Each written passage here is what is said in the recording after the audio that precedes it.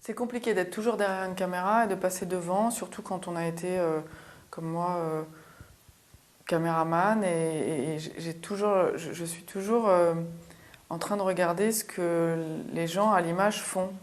Et il n'y a aucune coquetterie ou quoi que ce soit, mais je me rends compte que je ne suis pas du tout concentrée. Chaque moment comme ça où on vient défendre un film, c'est important, très important en fait. Et j'ai pas l'impression que je peux me permettre d'être déconcentrée. Voilà. Et puis en plus, euh, d'avoir été, voilà, par exemple, présenter le film à Venise, ça faisait 3 ans que j'avais pas fait de promotion et je me suis rendu compte que tout était tout le temps filmé, tout le monde avait un téléphone, filmé. Et, et moi, ça m'a dérangée.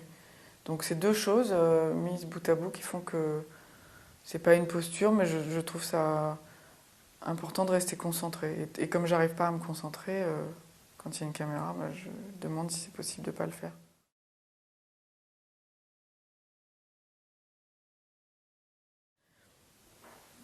Je pense que tout le monde est comme ça, mais faire un film, dans le fait de faire un film, il y a une forme d'obsession à aller au bout de quelque chose. C'est une obsession, c'est-à-dire il faut vraiment, je pense, avoir une obsession, être obsédé par le sujet et le fait d'amener le film jusqu'à dans une salle, de le faire.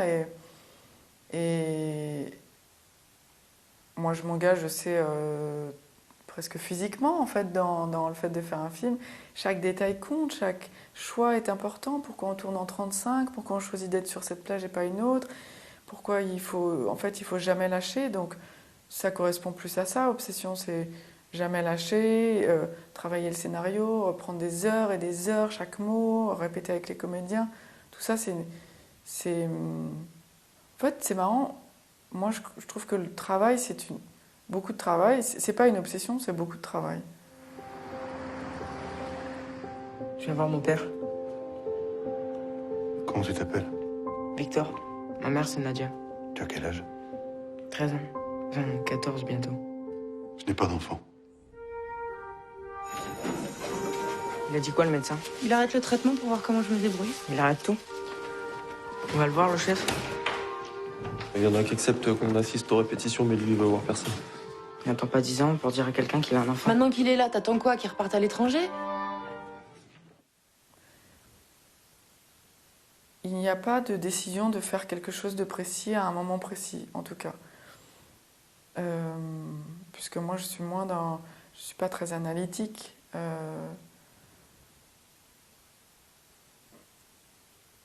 C'est pas enfin, par exemple, je fais des films dans lesquels les personnages n'expriment pas de manière, j'allais dire, naturellement indécente. Parce que pour moi, exprimer, c'est déjà une forme d'indécence, en fait. Mais exprime avec le regard, exprime en prenant une main, en posant un verre et tout ça. Ça n'est pas une envie, c'est une nature que j'ai de ne pas exprimer les choses de manière trop impudique.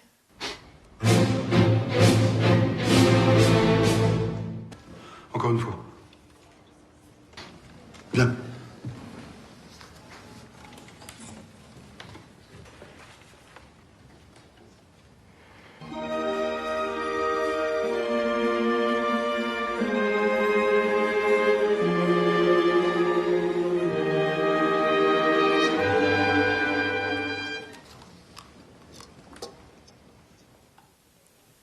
La famille, c'est vraiment un sujet que je trouve passionnant. Je me pose toujours la question de l'inné ou de l'acquis. Et c'est vraiment un endroit dans lequel tout est très exacerbé. C'est un endroit à la fois très anxiogène, très passionnel, dans lequel on construit nos premiers... on expérimente les premiers sentiments, qu'après on va expérimenter avec d'autres. Et c'est captivant, en fait. C'est captivant pour moi, la famille. Et je pourrais y passer encore beaucoup de temps. Beaucoup de temps. Raconter ce film, l'histoire de Victor et de sa mère et son père, et de pouvoir pendant 1h20 observer leur rapport, les regarder à la loupe, voir que leurs actions ont une influence sur l'action de Victor avec sa mère. Une action de Victor avec sa mère va avoir une influence sur le prochain déplacement vers son père. Et regardez comment les choses évoluent. Il n'y a jamais rien de neutre. Si on dit un mot, à quel point il n'y a pas de neutralité dans ce qu'on fait, dans ce qu'on dit. Et du coup, quel impact ça aura? Et puis on dit, mais par exemple, si sa mère lui dit à demi-mot que ça va pas, et qu'en même temps elle lui demande est-ce que tu peux aller jeter la poubelle s'il te plaît, c'est une façon de couper court à une prochaine question. Et ben, le moment où il va aller poser la poubelle et puis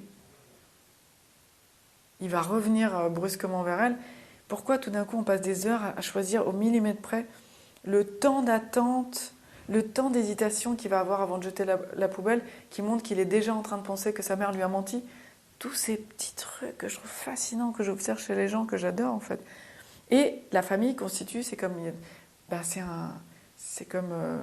univers clos en fait, dans lequel on observe comme ça, et je trouve ça incroyable.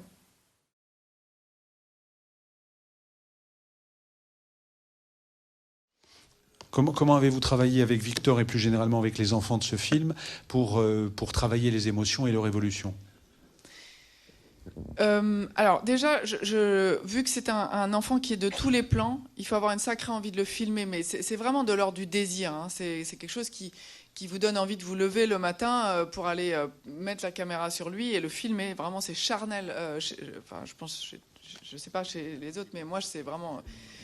Et en fait, je crois que je n'aurais pas pu le diriger si j'avais pas aimé la personne qu'il était lui-même, Romain. C'est-à-dire que j'ai été tout de suite... Bon, déjà, sur ses essais, j'ai vu quelque chose qui m'a bluffé. Mais ensuite, j'ai rencontré la personne, puis j'ai rencontré sa famille, j'ai rencontré sa mère, son père. Je voulais voir s'il était solide. Donc, les parents, c'est important. Et j'ai vraiment aimé ce gamin. Et je me suis... Victor n'est pas Romain. Mais chez Victor, il y a une grosse base de Romain. Et en fait, un enfant, en tout cas moi, ça se dirige comme un enfant. C'est-à-dire, fais tes devoirs, fais tes lacets, va te coucher, brosse-toi les dents. On ne peut pas lui dire, tu sais, à ce moment-là, dans ta tête, tu crois que ta mère t'aime plus. Non, ça, je pense que ça ne marche pas. C'est-à-dire, apprends ton texte. Tu as quelqu'un en face de toi, il ne parle jamais tout seul. Donc il a quelqu'un en face. Écoute la personne. Et c'est ça qu'il a, Romain. Une grande capacité d'écoute. C'est-à-dire que quand il arrive devant son père et que son père lui dit « je n'ai pas d'enfant », on a l'impression qu'en fait, c'est vrai, que c'est à lui que ça arrive et que c'est son vrai père. Et lui, il écoute. Voilà, il écoute. Et souvent, les comédiens sur le film et parfois les second rôles disaient Victor, il vous empêche d'être faux. Il vous empêche de fabriquer. En tant qu'acteur, on a toujours des petits trucs. Parfois, on sent pas trop la scène, on sait pas trop quoi proposer, on n'est pas tout de suite dedans, immédiatement bon, donc on fabrique un peu, on triche un peu, on fait des petits effets, quoi. Alors lui, c'est impossible, c'est-à-dire qu'il vous regarde tellement droit dans les yeux que toute la triche est impossible. Et pourtant, lui, ce qui était vraiment assez impressionnant, c'est que, donc comme un enfant et comme il apprend vite, il arrive, il ne fait qu'écouter, il n'intellectualise absolument pas, il n'a aucune idée du métier, il sait pas ce que c'est, il n'a jamais fait de théâtre, il a quasiment jamais vu un film, hein, donc il n'est pas du tout cinéphile. Et puis petit à petit, c'était vachement touchant de le voir découvrir ce que c'était que la triche. Parce qu'en fait, composer, c'est de la triche. Enfin voilà, être acteur, c'est tricher, c'est inventer, composer. Et lui, il a commencé à prendre conscience de ce que c'était que cette capacité, de cette fabrication. Et là, il a commencé à avoir peur. Donc je l'ai vu bouger. Il a commencé à avoir peur parce que ça devenait très large. Il commençait à imaginer qu'il pouvait faire beaucoup plus de choses. Et en même temps, ça a été une peur immensissime. C'est-à-dire qu'à chaque début de scène, à partir du milieu du film, à partir du moment où le petit lui dit ta mère va mourir, où là, il a joué quelque chose pour la première fois, il a dû fabriquer quelque chose. Et la scène l'a touché, parce que la scène d'après, il a commencé la scène, il s'est mis tout de suite à pleurer, alors que c'était pas du tout nécessaire. Et donc, ça l'avait touché. Et là, il a commencé à avoir peur, et avant chaque scène, il me disait j'y arriverai pas. Alors je me disais, ah non, c'est pas possible. Et il me restait la moitié du film. Et il disait, j'y arriverai pas. Appelle ta mère au téléphone. Je dis, c'est quand même pas compliqué. J'y arriverai pas. Ah non, c'est trop dur ça. Appeler ma mère au téléphone, c'est trop dur. Et donc, il a découvert, et c'est ça qu'on voit même chez nos propres enfants, c'est-à-dire quand ils commencent à envisager le monde, c'était ça, c'était le monde des adultes est un monde imparfait dans lequel il y a du mensonge, de la triche et tout ça. Et lui qui était si pur, entre guillemets, parce que je pense que c'est cette pureté que j'ai aimé filmer, et ben tout d'un coup, il découvrait le monde du jeu. Je l'ai aimé dès que je l'ai rencontré, en fait. Ce gosse, je l'ai vu sur une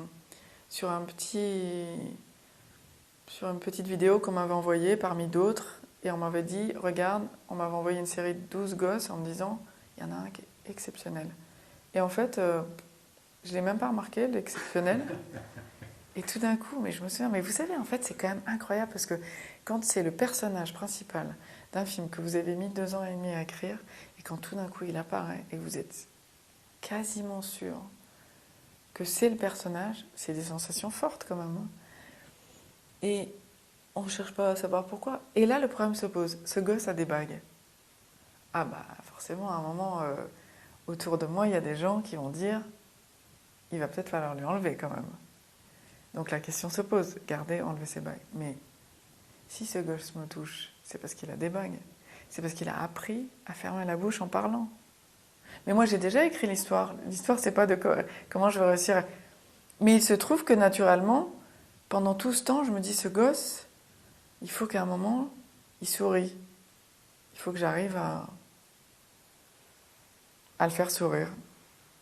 Et donc, c'est bien fait parce que dans le scénario, petit à petit, il lui arrive des choses qui vont le solidifier, d'abord le bousculer, ensuite le construire de manière plus solide, et puis je lui mets une petite espagnole dans les pattes, et donc avec qui ça se passe plutôt bien, et puis avec son père, il va gagner des choses, donc forcément ça va s'ouvrir. Mais j'ai quand même toujours le doute, je me dis, mais moi il me touche tellement que quand il sourit, comme c'est la première fois qu'on va voir ses bagues, est-ce qu'on va pas être complètement terrassé d'horreur ? Est-ce que, vous imaginez, en plus il y a des gens qui n'ont même pas vu qu'il en avait. Donc quand il sourit sur le toit, c'est quand même le dernier plan du film, et si les gens font « Oh, c'est quoi ce monstre ?» Ouais, mais je me pose la question, je me dis, est-ce que je suis quand même pas en train de vivre dans mon monde toute seule ?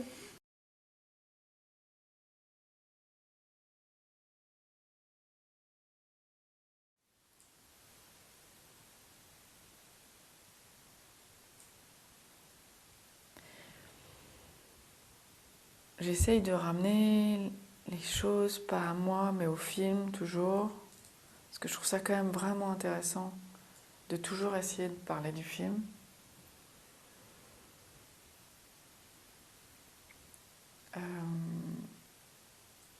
J'adore quand... C'est une forme de silence pour moi. Par exemple,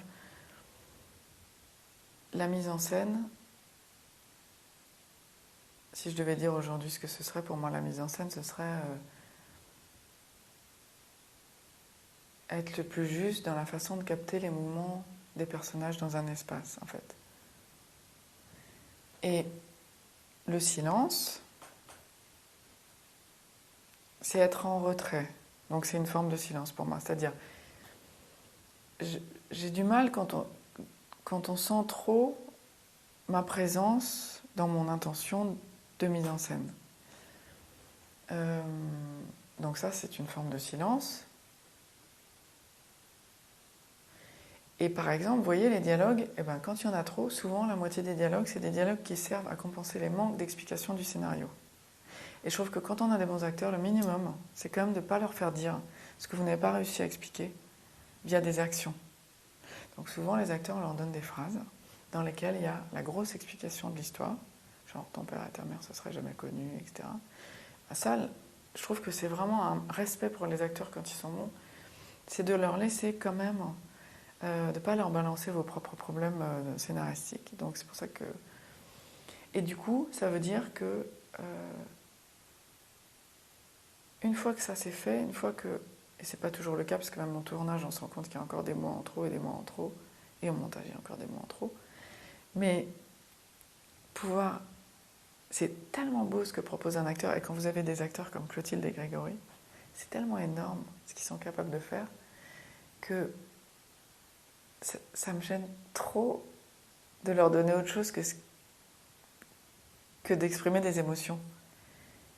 Et donc, pas leur donner les mots en trop, les mots qui sont ceux qui font avancer l'histoire et qu'on n'aura pas su raconter autrement que par des dialogues.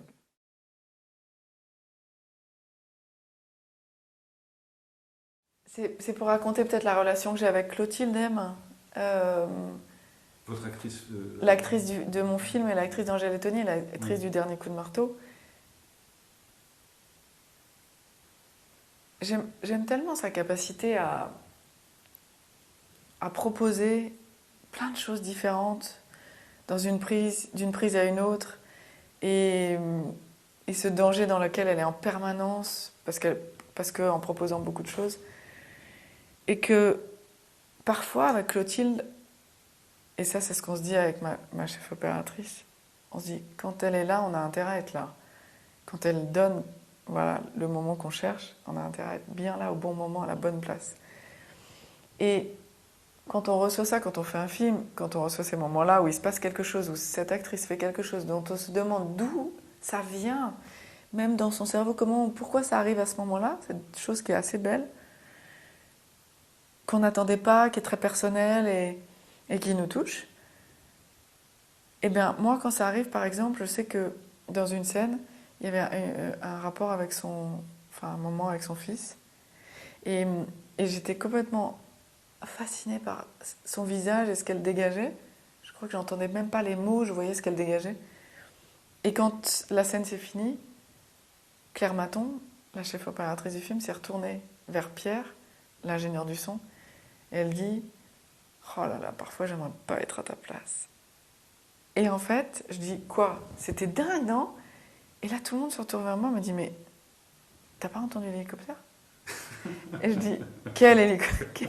Et je croyais qu'elle me faisait une blague parce que souvent je dis « C'est bon, ouais. » En situation géostationnaire.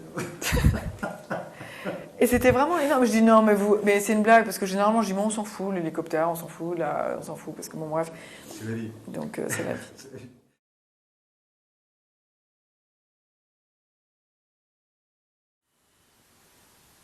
Quand on est devant la mer, il y a quelque chose. J'ai filmé sur à chaque fois je filme au bord de la mer. Il y a un truc. C'est quand même des horizons très ouverts et à chaque fois dans mes films il y a ça quand même, c'est ouvert. Donc forcément, là où c'est ouvert, souvent c'est sur la mer, et ce que j'écris là maintenant, encore voir avec ça, carrément. On peut peut-être pas te dire pourquoi on aime un son. Je sais que je le cherche tout le temps, et c'est un son que j'aime la nuit, et c'est un son que j'aime quand il n'y a pas beaucoup de monde. Mais c'est très captivant, c'est un son que j'aime écouter, je suis curieuse, il change.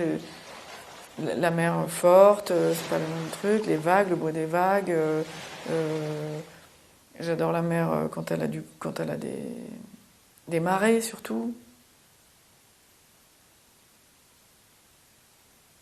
Bon, ça a à voir quand même avec le fait que j'aime pas tellement le bruit.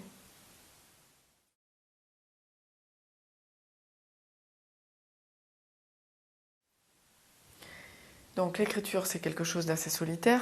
En tout cas, moi j'écris toute seule, donc c'est quand même un endroit solitaire.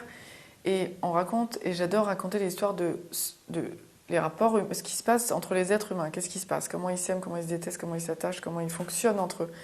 Donc, dès que je vais dans un endroit, puisque je passe quand même beaucoup de temps seule dans un bureau, et seule, voilà, et bien dès que je sors, je vais puiser des choses. Donc je m'assieds à la terrasse d'un café et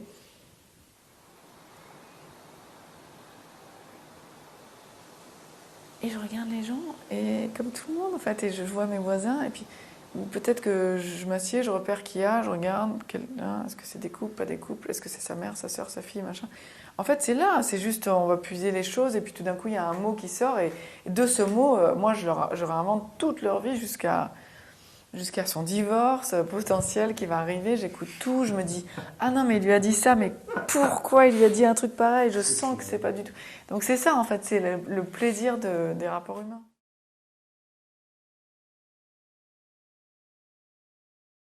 Parce que c'est quelque chose de très spontané, moi j'adore voir ça au cinéma, et j'aimerais bien le faire moi-même de temps en temps. Et balancer un coup de poing à quelqu'un.